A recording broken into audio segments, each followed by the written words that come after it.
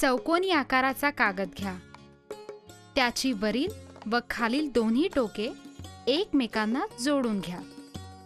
आता त्रिकोण तयार होईल. त्या त्रिकोणास मधोमध दुमडून घ्या व पुन्हा उघडा. आता आपणास त्रिकोणाची घडीची रेषा मिळेल. नंतर कात्रीने त्रिकोणाच्या घडीच्या रेषेपर्यंत मध्यबिंदूच्या खाली तिरपे कापून घ्या. कापून घेतलेला कागदाचा वरचा भाग वरती दुमडून पक्षाचा पंख तयार करा. तसेच कागदाचा खालचा भागही दुमडून घ्या. अशा प्रकारे पक्षाचे दोन्ही पंख तयार होतील.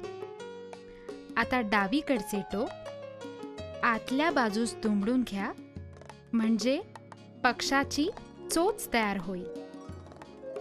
उजव्या बाजूचा कागद वरच्या बाजूस दोन्ही बाजूंनी दुमडून घ्या. आता झाली पक्षाची शेपूट तयार. आता स्केच पेननी पक्षाचा डोळा काढा.